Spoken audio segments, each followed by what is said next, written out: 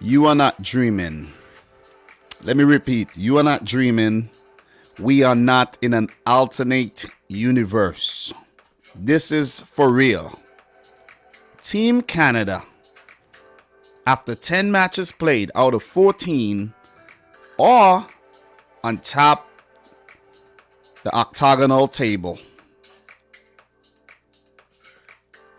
And they are guaranteed to stay top with a 2-point gap if Mexico do win their game against Costa Rica. Canada are 4 points ahead of the USA after beating them 2-0 at home. Brilliant. Brilliant. I didn't believe in this team at first, but they came through preliminaries along with El Salvador and Panama, and they found themselves on top the octagonal table, unbeaten. 6 wins, 4 draws.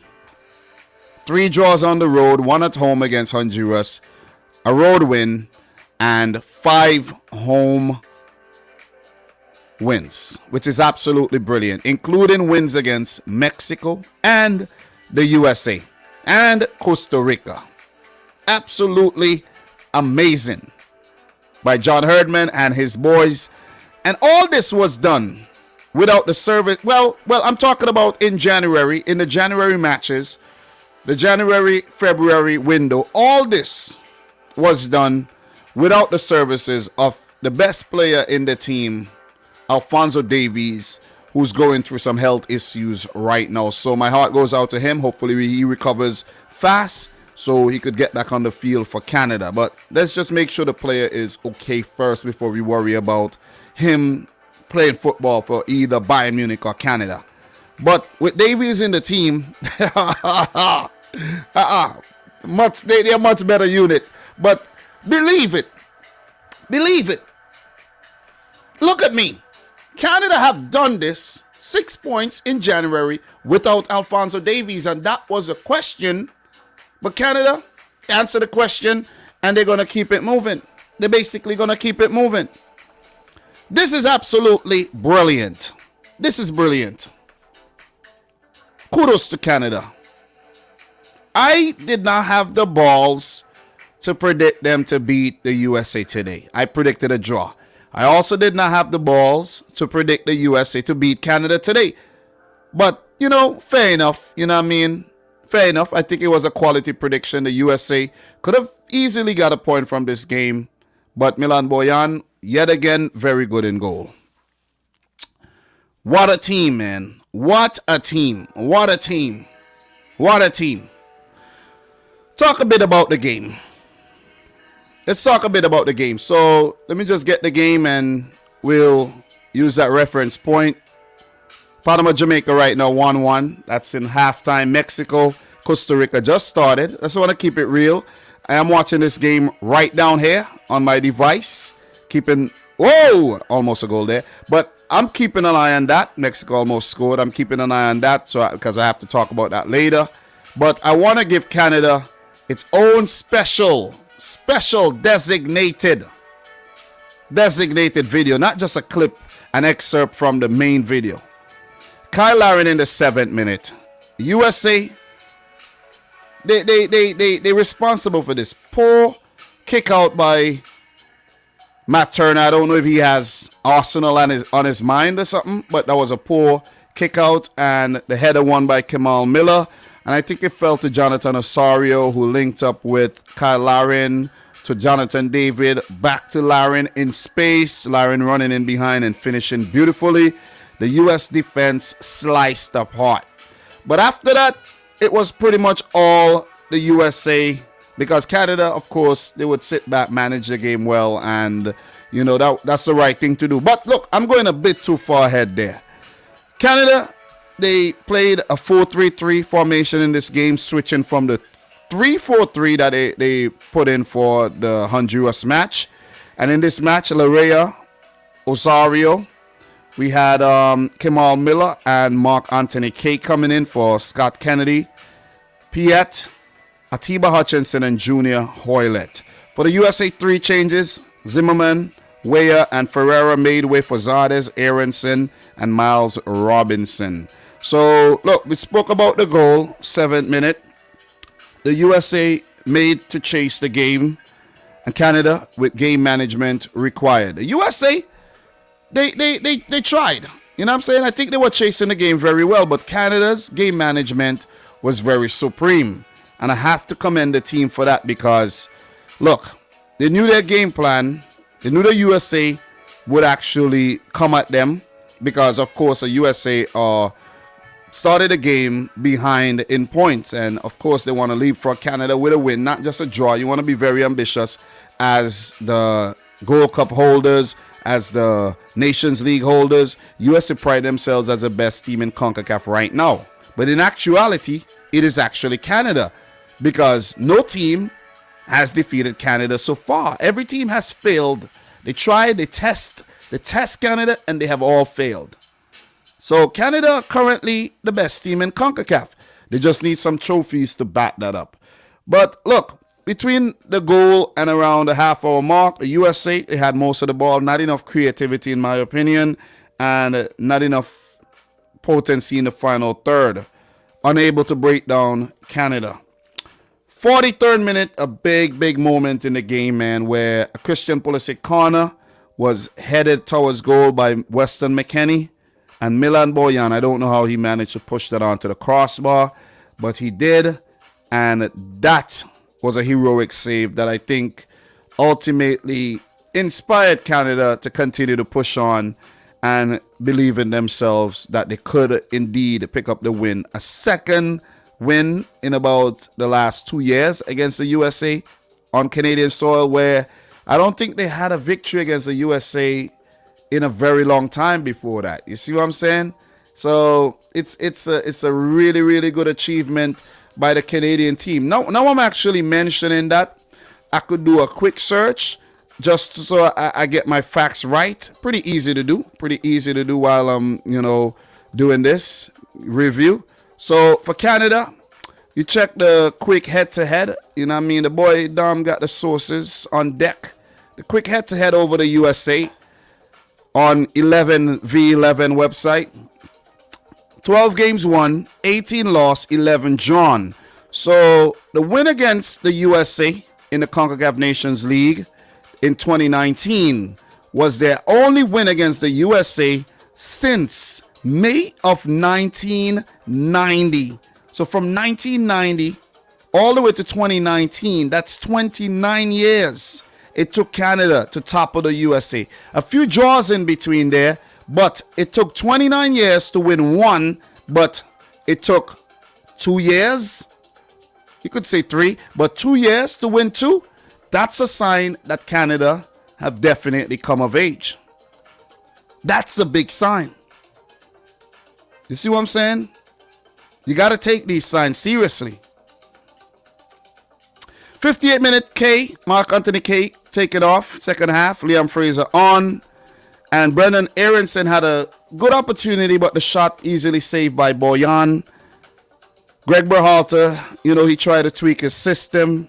Brought on Jordan Morris, and he brought on Ricardo Pepi. But these guys pretty ineffective when they, were involved.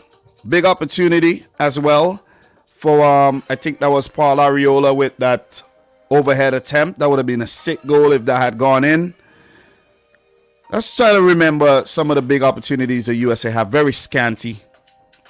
I could remember the double save made by Matt Turner. Canada on the attack. Canada didn't have a lot of attacks after they scored a goal. Just a few runs behind Tajon Buchanan, Richie Laryea, without any real success. But they opened up the USA in that instant where it was another mistake made by the goalkeeper and the defender the goalkeeper to a lesser extent, but both the defender trying to pass the ball out from the back. And that's the thing. The USA trying to play attractive football, but that was not attractive at all, and it almost gave up the second goal. Good shot by Jonathan David, saved, and I think Lauren needed to do a better job on the second opportunity that was actually saved again by Matt Turner. So Turner, at that moment, I was saying Turner could actually, this could be the turning point in the game where at 1-0 down, look, 1-0 down, you could score one and that would be a game-changing double save. But the USA wasn't able to break down Canada. It was the same old situation that we saw after they conceded that first goal, and they continued to labor on, not being able to break down Canada. Canada taking the pressure very, very well. The defense being impregnable, especially with Boyan in goal. And Canada ended up getting a second goal after USA were overcommitting players forward. And Sam Adekugbe all by himself. Brilliant goal by the fullback to put the nail in the USA's coffin there. 2-0. That's a convincing win. That's a clean sheet. That's a statement. Canada rubber stamping their status as a World Cup team for the 2022 World Cup hosted in Qatar. They're going to make it. They're going to make it, man. They're going to make it. They're going to, look, if there were any doubts before, Canadian fans, get rid of the doubts right now. Canada are making it to the World Cup. Match stats. Canada, only 36% of the ball, and they won the game 2-0. This is tactical masterclass, tactical genius by John Herdman and his boys. Look, you could give instructions. The team got to follow it. You got to give it to these guys, man. What a talented outfit. 8 shots, 4 on target. The USA, 13 shots, 3 on target, 64% of the ball. Wasteful, if you ask me. Wasteful. But look, Boyan, Alistair Johnston, this guy deserves a lot of credit. Steven Victoria, Kamal Miller, Sam Adekugbe, Richie Larea, Mark Anthony K, Tajon Buchanan, Kyle Larin, Jonathan Osorio, Jonathan David. Special mention, of course, Alphonso Davies, Liam Miller, Liam Fraser, Samuel Piet, Lucas Cavallini, Ike Ugbo came off the bench, Junior Hoylett, Atiba Hutchinson, Doniel Henry, Maxime Kripo, Christian Gutierrez, Scott Kennedy, Stephen Estacio, Derek Cornelius, and all the players that have been involved, John Herdman and Canada. You heard me right, are going to Qatar. They're going to Qatar. Listen, no doubts right now. No doubts whatsoever about this Canadian team right about now. None at all. If you had any, get rid of them. Dismiss those doubts. Canada play El Salvador in their next game, and that's coming up on Wednesday. That's on the road. Expect Canada to definitely win that game and officially book a place to Qatar. 3 wins in 3 games. Oh. Statement. In March, they do have Costa Rica on the road and Jamaica at home. A game Canada is going to win for sure. Canada is going to the World Cup. Look, Mr. DJ. Look, lower the music. Congratulations, okay? Guys, today's stream is brought to you by the lovely folks over at manscaped.com, who are the best in men's grooming. Head on over to the site. Check it out. Performance Package 4.0. A lot of quality accessories as well. Use the coupon code Dominic Rich to get yourself 20% off. All the links in the description box down below. Shipping is always free. Trust me, your balls would thank you. I'm about to go continue watching the Jamaica-Panama game. It's resumed. The Mexico-Costa Rica game is 0-0. And all the best to Canada at the World Cup. Not for the rest of the games. At the World Cup. You're making it. Even if Canada go on to lose their remaining games, I think they'll make it. I think they will. They have done that well. And they won't lose their remaining games. But subscribe if you're new. Like the video if you haven't yet done so. And from your boy Dom, until next time. Peace out. Rich Squad. Peace. Oh, before I go. The USA. I've been talking about Canada. The USA. Not good enough.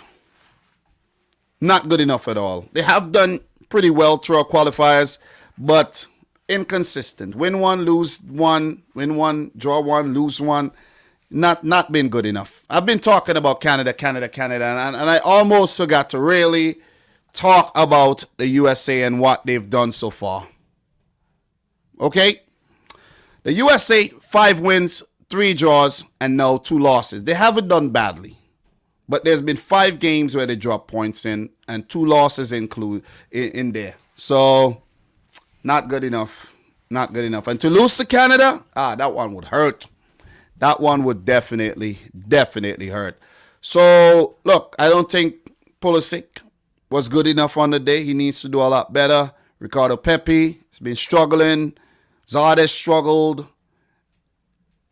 It just wasn't good enough. Defense not good enough on the day. Broken down and then let in the second goal. Canada just Canada just too good. They're too good. They're too good. They're too good. Look, the USA performance, forgettable. That's why I didn't even talk about it too much. Because Canada is the talk of the town. Indeed.